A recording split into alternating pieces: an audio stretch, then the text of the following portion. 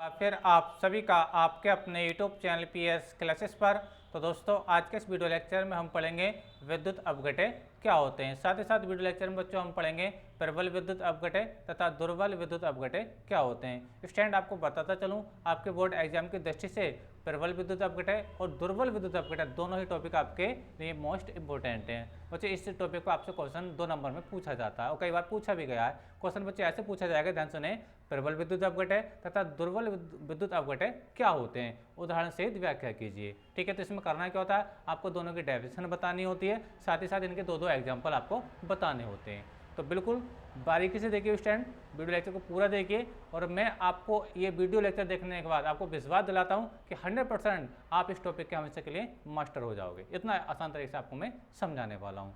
तो चलिए शुरुआत करते हैं वीडियो लेक्चर की, लेकिन हम पहले बच्चों पढ़ते हैं विद्युत अपघटे क्या होते हैं। ठीक है, डेफिनेशन समझाएंगे, एग्जाम्पल बताएंगे और इसके रियल फील्ड को भी दिखाएंगे स्टूडेंट। ठीक है, तो चलिए शुरुआत करते हैं। देखिए स्टूडेंट, अगर आप लोगों ने कभी ठोस नमक को देखा है, ठीक है, तो ठोस नमक की बच्चों ये विशेषता होती है कि ठोस नमक के अंदर करंट फ्लो नहीं होता, इसके अंदर करंट नहीं आता है।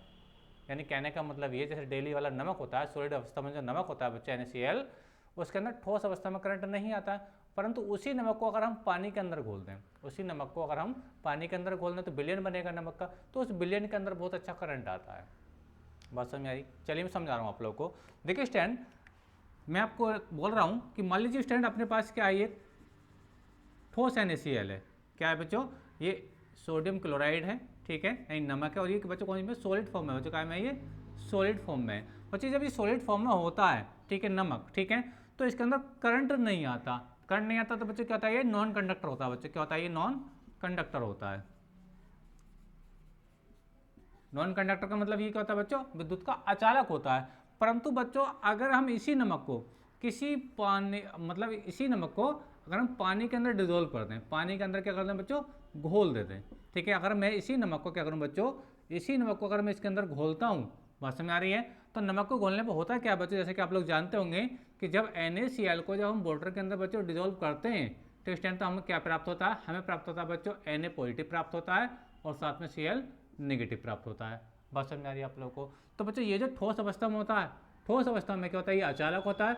जबकि विलयन में अगर बात करता हूँ तो विलयन में क्या होता है, जब ये नमक इसके अंदर घुलता है तो बच्चों आपको एक तो सोडियम आयन मिलता है धन आयन के रूप में, और आपको एक क्लोरीन आयन मिलता है ऋण आयन के रूप में। तो यानी कहने का मतलब ये, जब हम नमक को पानी के अंदर घोलते हैं बच्चों, तो हमें क्या मिल जाते हैं बच्चों, ये आयन मिल जाते हैं। क्या मिल जाते हैं बच्चों, आयन मिल जाते हैं। जहाँ प्लस का मतलब बच्चों Na प्लस से है, और Cl का मतलब क्या बच्चों, Cl माइनस का मतलब बच्चों यहाँ पे माइनस से है। बात समझ आप लोगों को?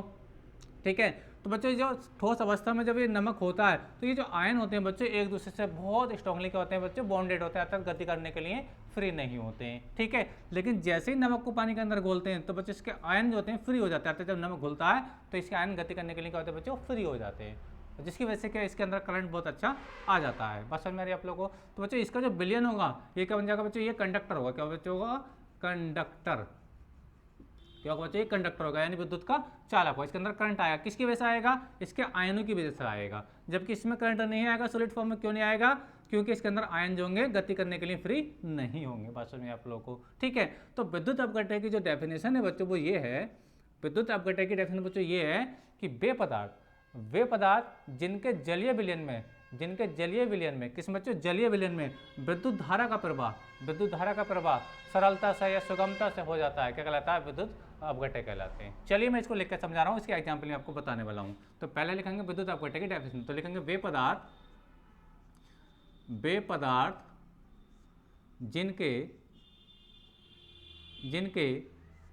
जलीय विलयन में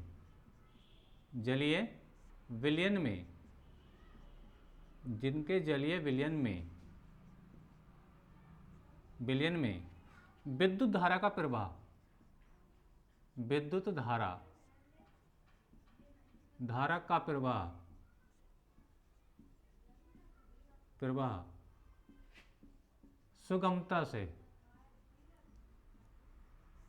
सुगमता से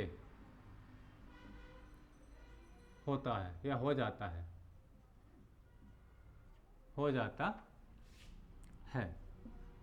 कौमा विद्युत अपघटय कहलाते हैं। विद्युत अपघट्य कहलाते हैं। ठीक है स्टूडेंट, तो ये इसकी डेफिनेशन हो गई, यानी वे पदार्थ जिनके जलीय विलयन में, जिनके जलीय विलयन में, याद रखना ठोस अवस्था में क्या होंगे, ये जो अभी एग्जाम्पल में बताऊंगा आपको, तो ठोस अवस्था में करंट को फ्लो नहीं कराएंगे, लेकिन हाँ इनको पानी के अंदर घोल दें तो क्या होगा, इनका जो विलयन होगा वो क्या होगा, विद्युत का कंडक्टर होगा, अर्थात विद्युत का चालक होगा, अर्थात उसके अंदर करंट आसानी से आ जाएगा स्टूडेंट। ठीक है, तो मैंने वही लिखा कि वे पदार्थ जिनके जलीय विलयन में विद्युत धारा का प्रवाह, ठीक है, याद रखें जलीय विलयन की बात मैं कर रहा हूँ, ठीक है, विद्युत धारा का प्रवाह सुगमता से हो जाता है, क्या है, विद्युत अपघट्य कहलाते हैं। एग्जाम्पल क्या देखिए, एग्जाम्पल में लिख लीजिए, इसके लिखेंगे जैसे NaCl यानी सोडियम क्लोराइड, HCl यानी हाइड्रोजन क्लोराइड, NaOH यानी सोडियम हाइड्रोक्साइड, KOH यानी पोटेशियम हाइड्रोक्साइड। यानी कहने का मतलब ये जो सारे मैंने कंपाउंड लिखे हैं सब क्या बचे, आपके विद्युत अपघट्य के एग्जाम्पल है स्टूडेंट। ठीक है स्टूडेंट, अब हम बात करेंगे प्रबल विद्युत अपघट्य क्या होते हैं। ठीक है, तो ये डेफिनेशन मैंने आपको क्या बताई है, विद्युत अपघट्य डेफिनेशन बताइए। अब मैं आपको बता रहा हूँ प्रबल विद्युत अपघट्य क्या होते हैं। ठीक है, तो चलिए हेडिंग लगाते हैं प्रबल विद्युत अपघट्य। ठीक है, लगाएंगे हेडिंग प्रबल विद्युत अपघट्य। विद्युत अपघट्य क्या होते हैं, ध्यान से सुने। देखिए स्टूडेंट क्या होते हैं, देखिए स्टूडेंट, प्रबल विद्युत अपघट्य, प्रबल विद्युत अपघट्य बच्चों वे पदार्थ होते हैं, ठीक है, जो अपने जलीय विलयन में, जो अपने जलीय विलयन मतलब जिनमें इनको घोला जाएगा, तो ये पूर्ण रूप से क्या हो जाते हैं बच्चों, आयनित हो जाते हैं, पूर्ण रूप से क्या होते हैं बच्चों, वियोजित हो जाते हैं। जैसे कि आप लोगों ने देखा होगा, जब हम नमक को पानी के अंदर घोलते हैं तो वो लगभग पूरा क्या होता है, विलीन हो जाता है, अर्थात पूरा क्या होता है, डिजोल्व हो जाता है, अर्थात उसके अंदर घुल जाता है। बात समझ आ रही है। तो ऐसे पदार्थ जो जलीय विलयन में पूर्ण रूप से घुल जाते हैं, अर्थात वियोजित हो जाते हैं, क्या कहलाते हैं, प्रबल विद्युत अपघट्य कहलाते हैं। बात समझिए आप लोग को, डेफिनेशन बिल्कुल क्लियर समझ में आ रही होगी आप लोग को। यानी वे विद्युत अपघट्य पदार्थ जो अपने जलीय विलयन में पूर्ण रूप से वियोजित हो जाते हैं, क्या कहलाते हैं, प्रबल विद्युत अपघट्य कहलाते हैं। ठीक है स्टूडेंट, चलिए मैं इसकी डेफिनेशन को लिख रहा हूँ, तो लिखेंगे देख स्टूडेंट, वे विद्युत अपघट्य पदार्थ जो जलीय विलयन में पूर्ण रूप से वियोजित हो जाते हैं, मतलब घुल जाते हैं, वियोजित हो जाते हैं, कोमा प्रबल विद्युत अपघट्य कहलाते हैं,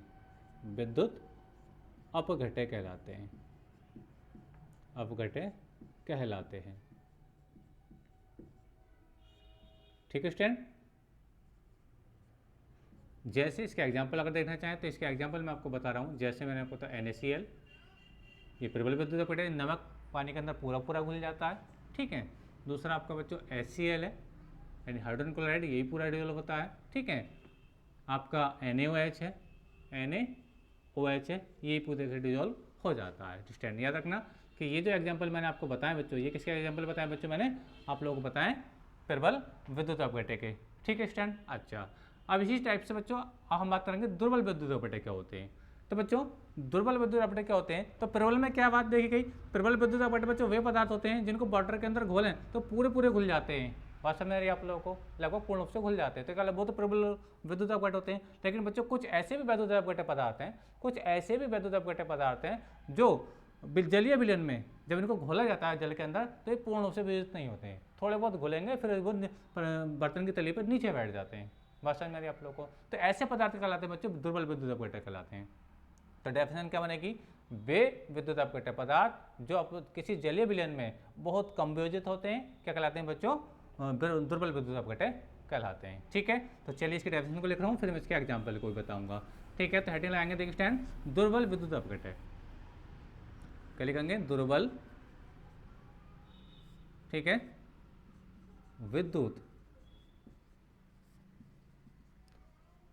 अपघट्य। ठीक है, दुर्बल विद्युत अपघट्य क्या होते हैं, लिख रहे हैं देखिए, वे पदार्थ वे विद्युत अपघट्य पदार्थ, ऐसे लिखेंगे, वे विद्युत अपघट्य पदार्थ जो जलीय विलयन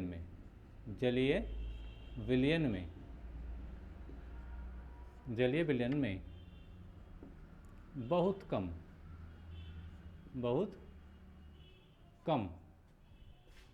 वियोजित होते हैं, कौमा दुर्बल विद्युत अपघट्य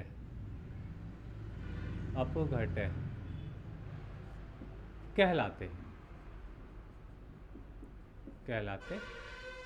ठीक है, एग्जाम्पल लिखना चाहें इसके, जैसे इसके एग्जाम्पल मैं बता रहा हूँ आप लोगों को। ठीक है, एग्जाम्पल क्या है, जैसे है आपका स्टैंड CH3COOH यानी एसिटिक अम्ल, क्या नाम है इसका बच्चों, एसिटिक अम्ल। ठीक है, दूसरा आपका है बच्चों आपका NH4OH यानी अमोनियम हाइड्रोक्साइड।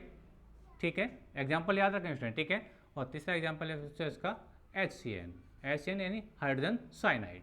ठीक है स्टूडेंट, तो बच्चों ये ऐसे पदार्थ है जब इनको वाटर के अंदर डिजोल्व किया जाता है, घोला जाता है, तो ये थोड़ा बहुत ये आयनित हो पाते हैं और क्या होते हैं, वो नीचे बर्तन की तली में नीचे बैठ जाते हैं। ठीक है, तो ये बहुत कम वियोजित हो रहे हैं अपने आप में। ठीक है, तो ये क्या कहलाएंगे, दुर्बल विद्युत अपघट्य कहलाएंगे। लेकिन जो पदार्थ जैसे NaCl है, HCl, NaOH है, ठीक है, ये लगभग पूर्ण रूप से वियोजित हो जाते हैं। जैसे आपने देखा होगा नमक को हम पानी के अंदर घोलते हैं तो लगभग पूरी तरीके से घुल जाता है, तो वो क्या कहलाएंगे बच्चों, आपके प्रबल विद्युत अपघट्य कहलाएंगे। बात समझे आप लोगों को।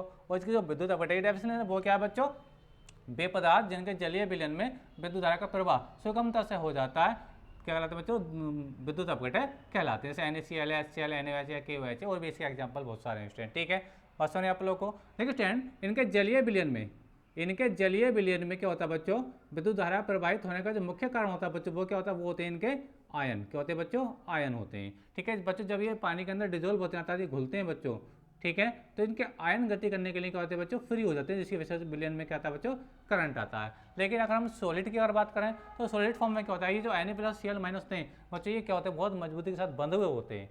ठीक है, यानी गति नहीं कर पाते। जब आयन गति नहीं कर पाते हैं बच्चों, तो वहाँ पे करंट नहीं चल सकता है, क्योंकि बच्चों विद्युत अपघट्य में अगर विद्युत धारा का प्रवाह होता है तो वो किसके कारण होता है, वो आयनों के कारण होता है। किस कारण होता है बच्चों, आयनों के कारण होता है। ठीक है, और जब आयन ही गति करने के लिए फ्री नहीं है तो उसके अंदर करंट तो आएगा ही नहीं। बस में आप लोगों को। लेकिन एक होते हैं बच्चों आपके धात्विक चालक, जैसे धातुएं होती हैं, जैसे आयरन है, कॉपर है, चांदी है, सब में अच्छा करंट आता है। क्यों, वो बच्चों धात्विक चालक होते हैं, उनमें जो करंट फ्लो होता है वो इलेक्ट्रॉनों के कारण करंट फ्लो होता है। बस में आप लोगों को, यानी आपकी जो धातुएं होती हैं वो आपके धात्विक चालक कहलाते हैं, और उनमें जो करंट का फ्लो होता है बच्चों किस कारण होता है, मुक्त इलेक्ट्रॉन के कारण होता है। लेकिन जो आपके विद्युत अपघट्य पदार्थ होते हैं, इनमें जो करंट का फ्लो होता है वो किससे होता है, इनके आयनों की वजह से होता है।